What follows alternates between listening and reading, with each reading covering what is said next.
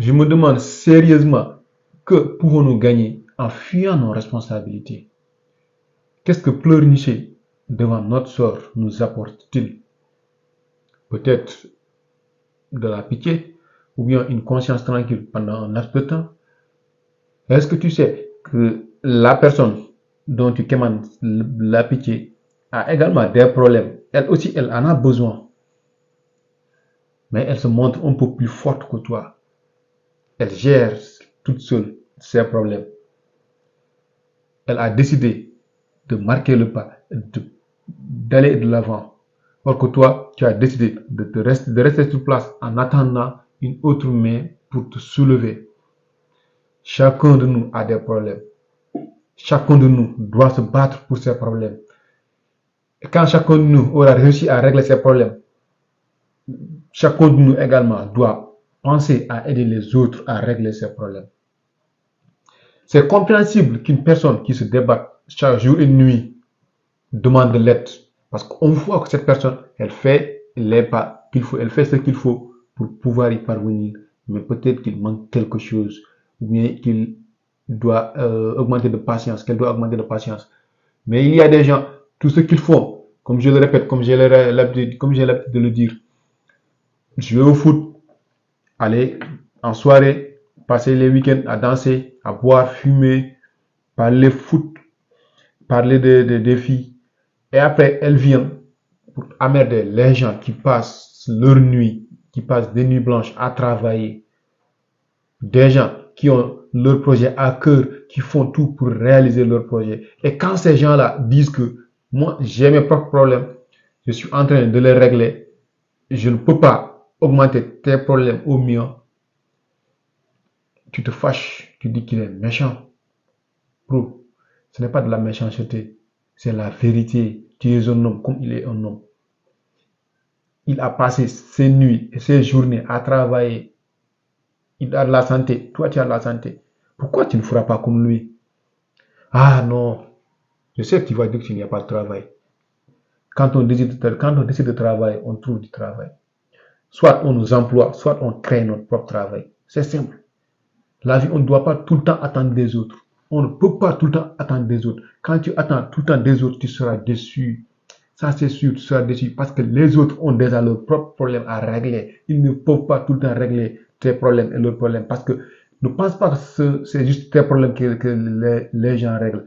Les gens, ils règlent chaque jour leurs problèmes et les problèmes d'autres personnes. Toi, tu es parmi les autres personnes. Un jour, ils n'y pourront plus, ils n'y pourront plus. Et quand ils te diront qu'ils ne peuvent plus, c'est qu'ils ne peuvent plus.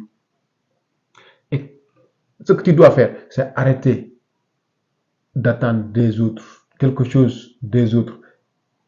En fait, je ne demande pas, je ne dis pas de ne jamais attendre quelque chose des autres parce que tout le monde parfois a besoin d'aide. Souvent, on est là, on est calé, on a besoin soit d'aide, un peu d'aide financière, ou bien un peu de conseils, ou bien un peu de coup de main, en fait. Tout le temps, ces problèmes peuvent arriver. Mais on peut aider, ou bien on a envie d'aider que la personne dont nous savons, celle-là, elle se bat jour et nuit. Aujourd'hui, si tu vois qu'elle demande de l'aide, c'est parce qu'elle est un peu calée et que tu dois juste la dépanner. Et là, on ne pourrait même pas appeler ça de l'aide, c'est juste du dépannage. Tu l'as juste dépanné parce que cette personne-là, elle te dépanne en ayant dans la tête qu'un jour, toi, tu vas la dépanner. Mais si c'est toi qui viens chaque jour, bro, bro, mon frère, ma soeur, tu embêtes tout le monde. Or que tu es jeune, tu es valide, tu peux faire des efforts pour y arriver comme les autres le font. Pourquoi tu ne le ferais pas? C'est pas logique. Et après, quand on reste là à critiquer, c'est toi qui es la première personne à critiquer. C'est pas normal. Si tu apprends à mettre cette situation dans la tête, c'est-à-dire la situation de Jean-Paul Sartre, on vit seul, on meurt seul, je sais pas, c'est Camus ou Sartre, entre les deux quand même. Bon, parfois je confonds. Parce que parfois je confonds l'idéologie. Mais je pense que c'est Camus qui avait dit ça. On vit seul, on meurt seul. Quand tu parviens à intégrer cette situation dans ta tête, tu vas savoir que là, tu n'es pas obligé tout le temps de demander de l'aide aux autres. D'ailleurs, les autres doivent venir te demander de l'aide. Pourquoi c'est toi qui demandes? Mais pourquoi tu ne feras pas de sorte que c'est les autres qui viennent te demander? Parce que donner fait beaucoup plus plaisir que recevoir. Il n'est pas facile de demander. Pourquoi tu as pu faire le plus difficile, mais tu refuses de faire le plus facile? Travailler ne va jamais tuer. Après, tu vas dire que voilà, j'ai pas de travail par-ci par-là. Quand on n'a pas de travail, je le répète, on le crée. On n'est pas obligé tout le temps d'être embauché. On n'est pas obligé tout le temps d'attendre que les gens nous viennent, disent, viens travailler pour moi, je te paie. Tu as ta tête. Ceux qui créent des entreprises, ceux qui embauchent les gens, eux, ils ont des têtes. Ils ont pu créer ces emplois, ils ont pu créer ces entreprises pour t'embaucher. Pourquoi toi, tu ne créerais pas une entreprise également pour embaucher les autres, les aider? C'est la meilleure manière d'aider les personnes, leur donner du travail. Une personne qui te donne chaque jour de l'argent pour que tu puisses te nourrir, en fait, elle n'est pas vraiment en train de t'aider. Elle est en train de te rendre esclave. Elle est en train de chercher de devenir ton maître. La meilleure manière d'aider une personne qui a besoin d'aide, c'est d'aider cette personne à devenir une personne indépendante. De faire en sorte que cette personne n'ait plus besoin de toi. Mais est-ce que cette personne est prête à ne plus avoir besoin de toi? C'est ça la question. Parce que les gens préfèrent la facilité. Créer une entreprise, ça demande des sacrifices. Ça demande des efforts. Mais il y a des gens qui ne sont pas prêts à faire ces efforts-là pour être libres financièrement à vie.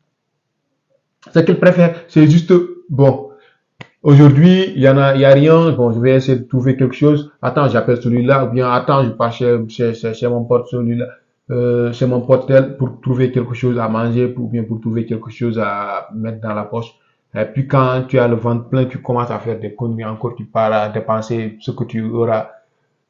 Ce qui te restera, tu passes dépenser ça dans les soirées, dans les boîtes de nuit, on ne sait jamais, à fumer de la cigarette, de l'alcool, entre autres, en fait.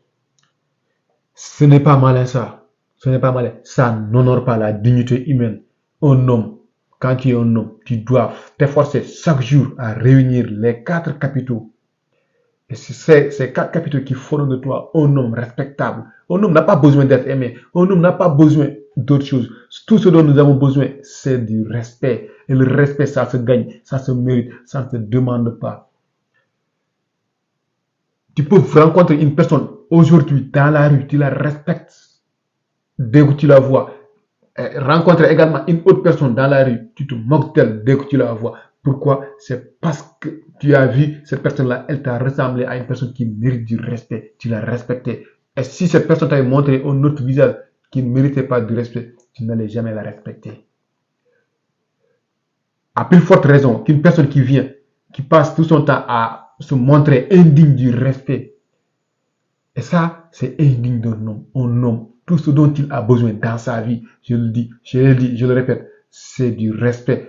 Tu n'as pas besoin que les gens t'aiment. Tu n'as pas besoin que les gens t'apprécient. Dis-leur la vérité. Quand il faut dire oui, tu dis oui. Quand il faut dire non, tu dis non. Tu as juste à imposer ton respect. Tu n'es pas obligé de le commander. Le respect ne se commande pas. Et la manière d'aller embêter les gens pour avoir leur pitié, c'est la meilleure manière de demander leur manque de respect. Parce que tu ne peux pas venir tout le temps commander de la pitié chez une personne ou bien trouver des excuses tout le temps quand il y aura des problèmes et vouloir que cette personne te respecte. Non, c'est impossible. Cette personne ne pourra jamais te respecter. Qu'elle te le dise ou pas, elle ne va pas te respecter parce qu'elle va te considérer comme étant son auxiliaire. Tu es dépendant de lui. Et quand tu es dépendant, tu ne peux pas avoir ce respect-là. La meilleure manière de gagner le respect, c'est d'être indépendant. Comme je l'ai dit, avoir au moins, au pire des cas, les deux capitaux qu'on doit avoir. Les quatre capitaux. Si tu ne peux pas avoir les quatre capitaux, tu dois avoir au moins les deux capitaux, les trois. Les quatre capitaux, je vais les citer. Je vais les une fois citer dans une vidéo, bon, je le répète. C'est le capital financier, le capital culturel, le capital physique et le capital notoriété. C'est simple. Si tu ne peux pas gagner ces quatre capitaux, tu dois essayer au moins de gagner les deux. Au pire des cas, parce que tu es un homme, au pire des cas, tu dois essayer de gagner les deux. Quand tu auras acquis les deux, tu vas essayer de continuer pour acquérir les quatre au complet. Voilà les gars, je vous salue.